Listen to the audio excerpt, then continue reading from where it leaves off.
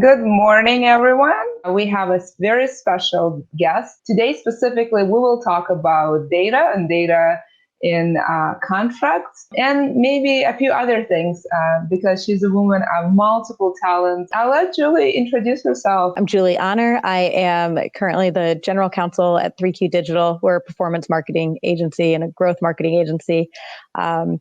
I have been at 3Q for about a year and a half, building out the legal function from the ground up. Something I love doing, getting into companies and helping build out what does that look like? How can we help as a legal partner with our internal client? I also have a litigation background and I actually left the law for a while and was a change management consultant, which has been a really influential step in my career throughout my in-house profession. I know you just won an award. Tell us more about it. I'm one of 3 honorees to receive the Outstanding Mother Award for the Midwest Division of the American Lung Association, which is a very humbling award to be receiving something that like Chelsea Clinton and Savannah Guthrie and Hoda Kotb have received. It's pretty humbling to be in a group of such amazing women. So it's 2 other honorees and myself for the Chicago area that recognizes successful working moms and finding that balance between working and parenting and giving back to the community. So excited to have that on the horizon with the ceremony coming up in early May. Oh, really cool. Outstanding Mother Award. What is your number one tip to balance and being an outstanding mother? Be easy on yourself and lower your expectations. Chicken nuggets are totally acceptable meals. So I think that's just live in the moment and be easy on yourself. It's hard to do everything at once, but it's a fun process and a fun experience to watch my 2 kids be growing up while keeping my career advancing as well. Yeah, they certainly add quite a lot to it and challenge me every day. And I think you've probably met mine who have like randomly bounced into presentations we've been having as we've been through this pandemic experience of kids' daycare closures and stuff. So it's been a funny experience having them pop in and out of conferences. Mine have co-CEO'd with me, so it's been a ride. Let's talk about data, specifically in your journey as a general counsel. What's your relationship with data and maybe how it has evolved over time? I honestly think I got lucky with where my first true in-house position landed. I was at another digital marketing agency, and it was a very data-driven company. And from the first day as my role as a GC, I really learned the value of being able to tell a story through data because my business teams that I worked for only thought in a data-minded way.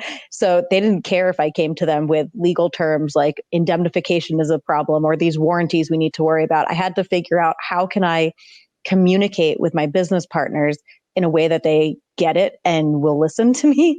And it really, I found data was the essential thing I needed to do to be able to communicate. How can I find the data points to show them the value, show them the risk? So from day one, it's been a valuable part of my career as a GC. Is there a specific problem that data has been instrumental in having conversations with your peers in your board? Yeah, I think from a selfish standpoint, the data became incredibly important the day my bandwidth was disappearing. I needed to be able to build a business case on how to build my team. And what better way than to leverage data to help them understand why I, as a solo one person in-house department, what I could and couldn't do. And I use data for that. So that was really helpful to show like the volume of work, the number of turns that was needed on each contract, the amount of time it was taking to do various documents that were coming in. So that was one specific problem that really grew my relationship there with data. And I think just generally, being able to show the value that a legal department brings is so often we're viewed as a cost center.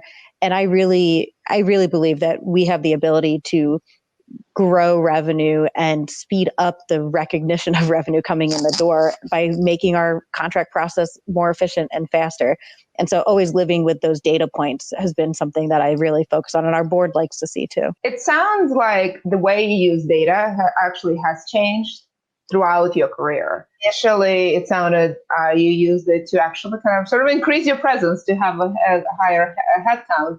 And over time, you used it to actually contribute to the business. I guess maybe it would be helpful to have another example of how that progression has been occurring and how your relationship with data has been changing. Yeah, as I grow relationships with each of my internal clients, which are like leads of different departments, questions and data needs vary. So for example, if I'm working with our head of product, I can pull data on our contracts to see what are the service lines or products that are included most frequently in our contracts and which ones aren't. And then we can dig in and say, why is that so, right? Is there a reason that we're only selling certain things and not selling other things? But the contract data helps us to really identify potential issues that aren't as easy to see. Whereas in another example, I might be talking with our sales team to figure out what is the average amount of time it takes for a contract to go from beginning to the end stage. And are there ways that we can optimize the process or look for people who maybe are a little bit slower in their review cycle? Maybe there's an issue that we can streamline that process to make it more efficient by using the data that's within our contract management platforms to close contracts faster. Does the tenor and kind of conversation around data differ between what you have with your peers, the executive, the CEO, versus the board? Very much so. I mean, the board is so focused on what is driving our business and what value are we bringing to the company and what direction is the company going in. So I think a lot of the data that we pull for my peers at the C-suite level ends up getting informing what we present to the board. I would say very rarely is there a ton of legal data points that go up to the board, but it informs almost all of the points that are going to the board, if that makes sense. Yeah. I guess maybe I'll take a step back because at some point you have to make a decision what data you collect. Yes.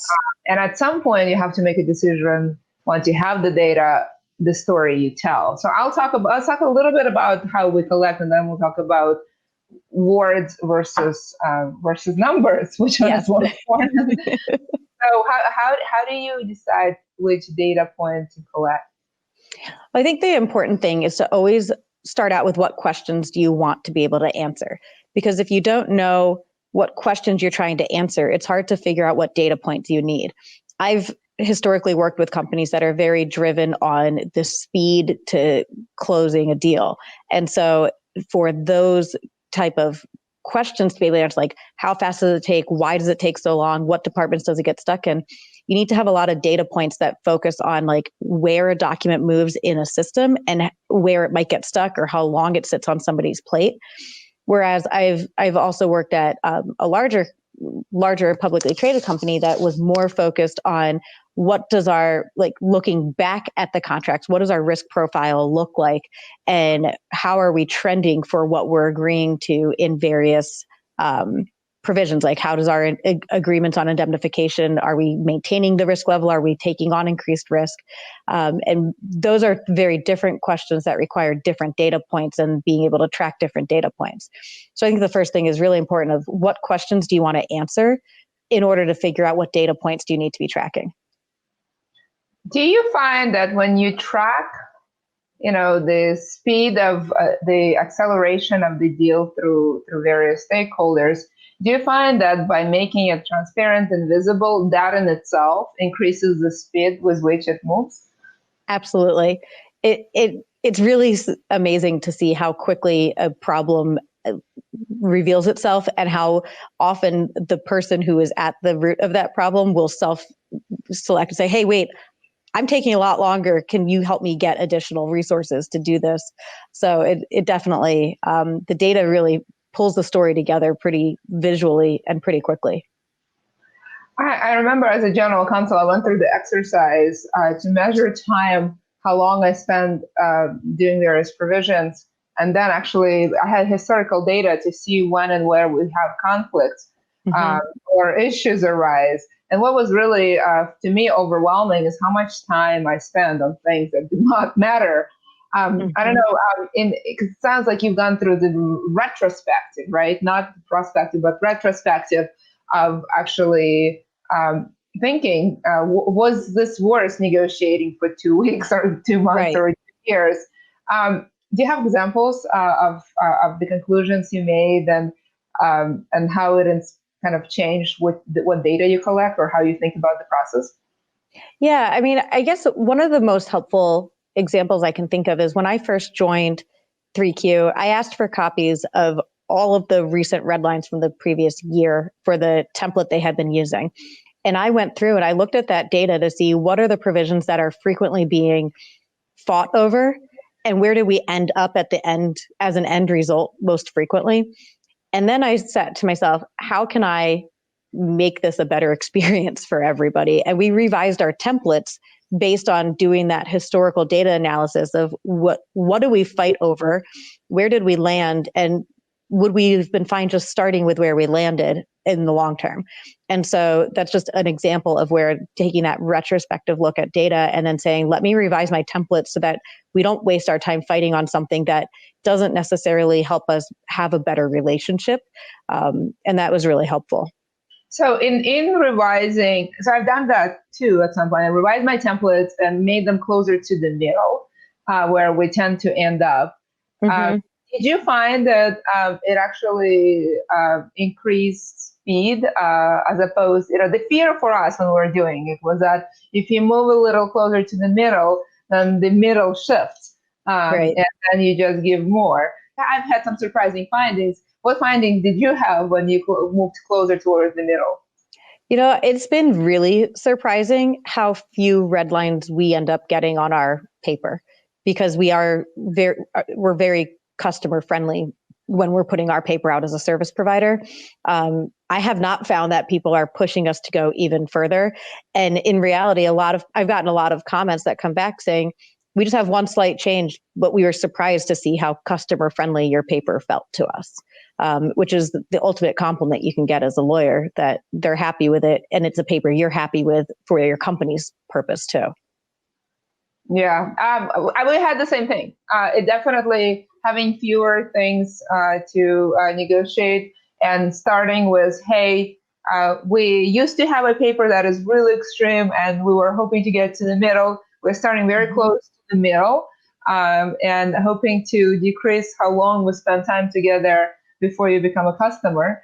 And that definitely helped the timing and the satisfaction and really gave customers a much better experience before they even get our services. On that note, before we jump to another thing, I always tell our business teams, you can tell how well the relationship is going to be with a customer based on the legal negotiations.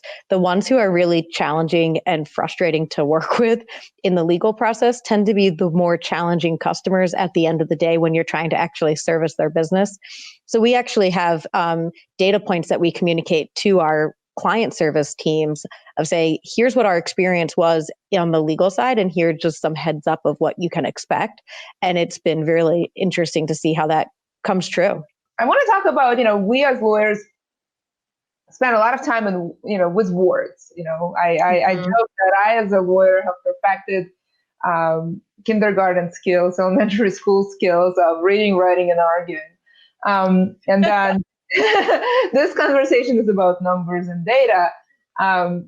Which one is more important, do you think, in practice of law or business? I think the most interesting thing, and this is not the most succinct answer to your question, but going from being a litigator for 8.5 years to being a change management consultant, I had to transform from living in words to living by numbers overnight. And it was so interesting working with my colleagues at my consulting firm that I worked at, where we looked at things I had done as a lawyer and we translated it into business results. And going through that exercise and then starting to think in the way of business results, even if it's a legal thing that we were doing, was a really helpful exercise, because I think words are valuable and data is valuable, and finding the balance between them is just such a fun place to live. So yeah. Yeah, I'm with you. I also think there is a very important skill in using, it's a little bit like asking, is a spoon or a fork better tool? Well, Right. sometimes you need a chopstick. Yes. They're just tools, and using the right one and correctly, and sometimes together really helps, and that's where the mastery is. So I definitely think that the modern general counsel, the modern in-house lawyer, the modern lawyer should be proficient and be able to switch and do a collage of the two, and to really use everything at her disposal to get the results for her business and advance the company's mission forward. So I think this fluency in numbers and then combining it with words is something that I think, I'm really actually hoping to see that law schools spend more time Right. teaching. Right. And how can you take a dense paragraph and consolidate it down to a succinct, featured business result that you obtained through whatever you were trying to describe in the legal paragraph you had written? I think going through that exercise, I would say when I work on any slides or any communications, I rewrite the paragraph about 30 times to try to condense and condense and condense to say, how simple can I get this, and where can I incorporate any like percent improvement or like numbers saved or dollars earned? Like, where can I add any data points that help to translate it more to the business side as well? Yeah, no, I'm with you. Let's talk a little bit about, as a general counsel, it's not just you being proficient with numbers and words. It's everyone on your team, both in your department and actually kind of a team at large. How do you, as a general counsel who built legal departments and they're very actively thinking about growth, how do you think about data? How do you build your department so that becomes sort of part of who you are, the DNA of the legal department, and then company at large. One of my favorite things that I've incorporated into hiring has been an exercise in giving somebody a case study to do, whether if I'm hiring for a contract position, I give them a contract to redline, or if I'm hiring like an M&A position, I give them a LOI to respond to. But then I ask, not just for the redline, I ask them to put together a deck, a PowerPoint presentation or a Google Slide presentation, because I want to see how would they present to the business team, not just to another lawyer. And it's been so interesting. At one of my former places where I hired a contract attorney, the person I hired was so amazing in the way, not just crushing it on the red line, but she actually could come in and speak to the true business terms and help to distill it out in a way that it translated indemnification to a way that the teams really truly understood, as opposed to people who crush the red line and then they start at, well, paragraph 1, sentence 1, you're missing these 2 words and we need to add this punctuation. It's like, the business doesn't care about that. You have 15 minutes with a busy executive, tell them what they need to know and get out. And so I think in the interview process, if you can incorporate a way to see how would your potential hire interact with your business teams, that has been some of the most enlightening parts of the interview process for me. Wow, that is actually a great idea. I admittedly never thought of that. It's now that I'm in the more business role, when I hire for say sales, we actually do kind of pitch and presentations for various members of the team.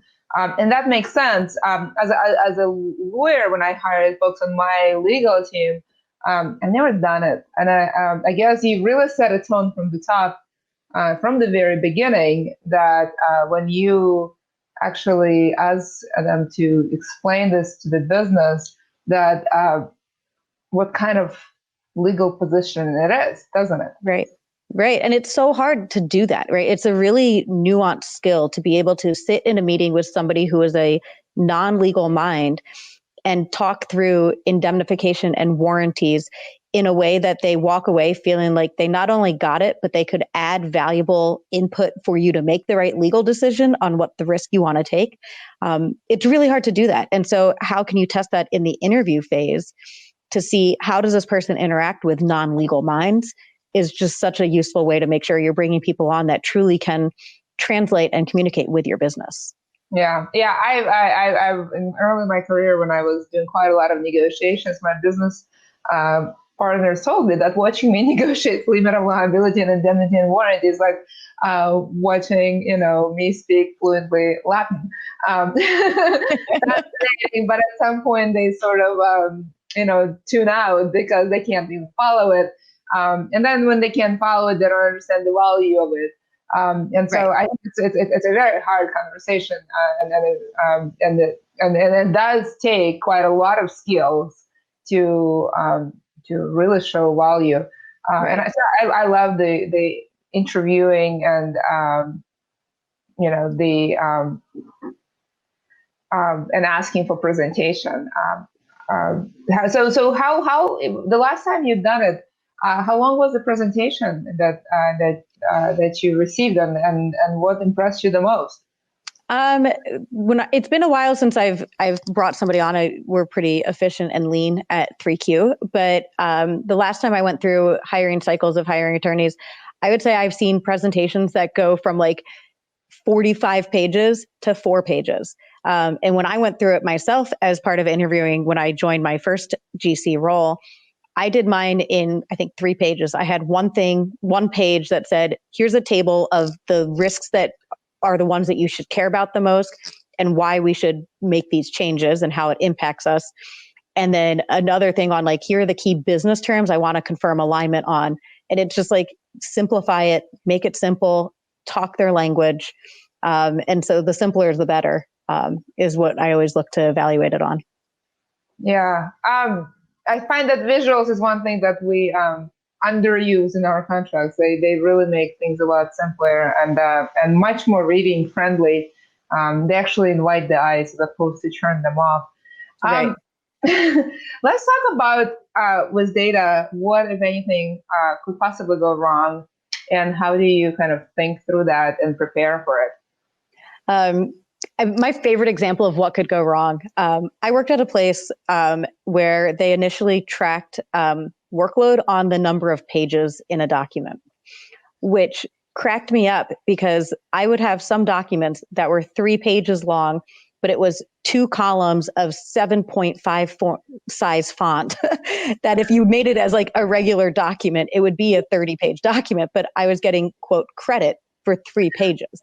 And it's like, well, no, my workload is really intense. Like, and you could have a 1-page document that has like super intense things that you need.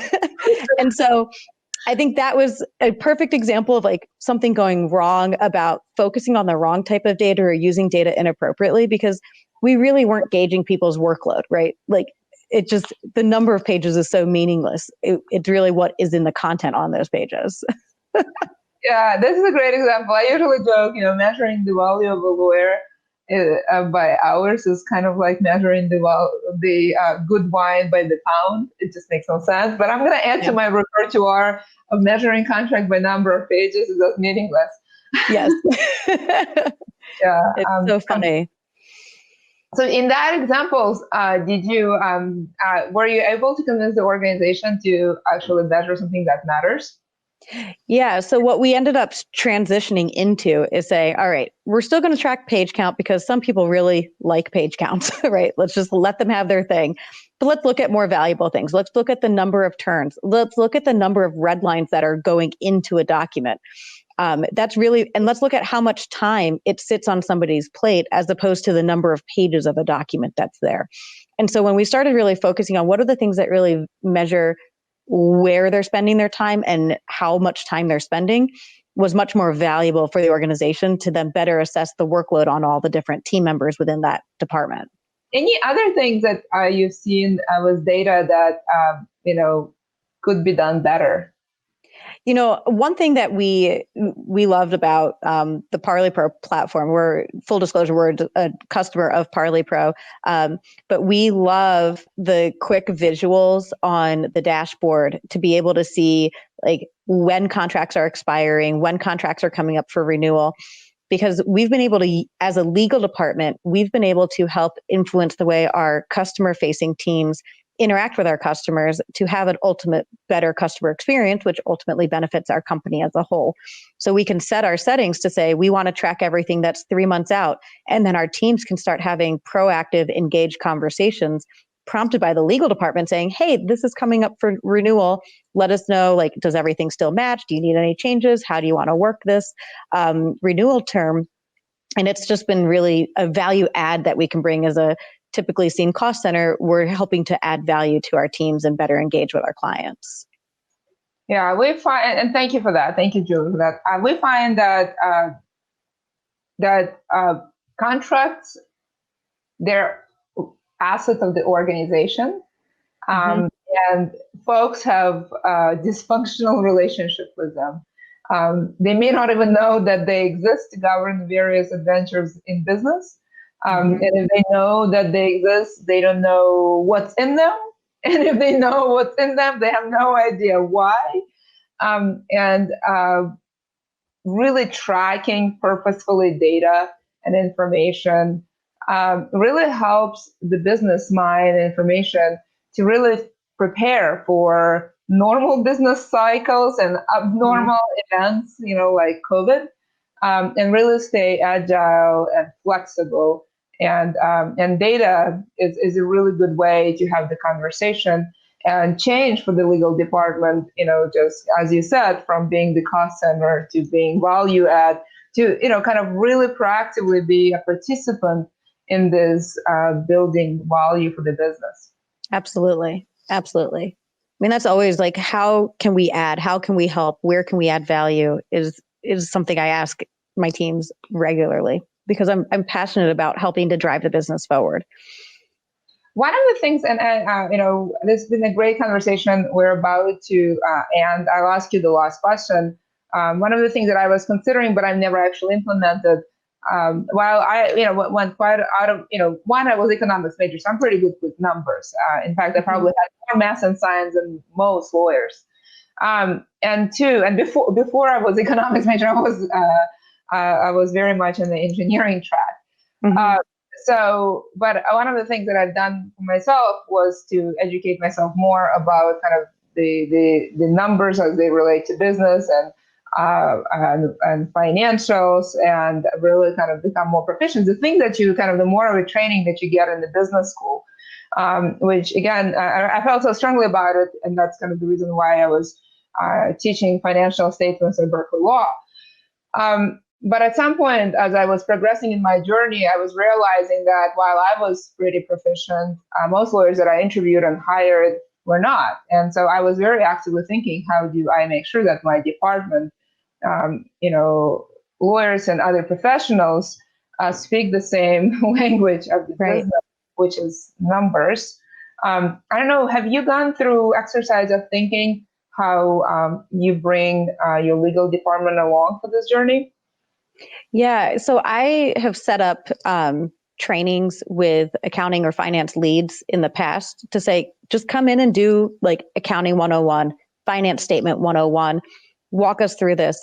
And even for myself, whenever my CEO or whenever my CFO sends over our like monthly, like month-end close or quarterly report, I go through it. And if I don't understand something about it, I set up time with him to say, help me understand this so I can better get it. And I think it's important to not just, I think so many lawyers get things that are number based and they just throw it out. They're like, okay, this doesn't relate to me. Let me just get rid of it. It's like, well, no, you're receiving it. You're part of the company. Take the time to try to understand it. And if you don't, ask questions, because people are asking, you want people to come to you as a lawyer to ask you questions on the legal side of things. I would assume that your finance person wants you to ask them questions on the finance side of things if you don't understand, or your accounting person wants you to ask them accounting related questions that you don't understand. People love talking about areas that they're good at and passionate about. So engage with your colleagues to both teach you and teach your team, and set up proactive sessions of like, help us understand where these are and where we can make an impact. It's funny. As lawyers, we do quite a lot of trainings, right? When I was running the legal department at Counsel, we were doing training for sales and marketing and IT. But it's amazing how little, training was provided, at least in my department, for my team. And I think it probably partially was my fault. I might not have been humble enough to say, actually, why don't you, it's not just us teaching you, but you should be teaching us, and proactively doing it is a great idea. Julie, as I said, this has been fantastic. Thank you for being a guest again. I always enjoy our conversations. They're always enlightened, and I always learn quite a lot from you. Thanks so much for having me. I always love chatting with you. And one thing I just want to leave as a parting note, I think it's really important to just truly dive in and understand your business. I think that's the place you can add the most value, is when you truly understand what your business is, how you make money, how you work with clients, how you work with partners. I encourage everybody to take the time to truly dive in and understand your business. And that'll help you learn what data is valuable and where you can add more value.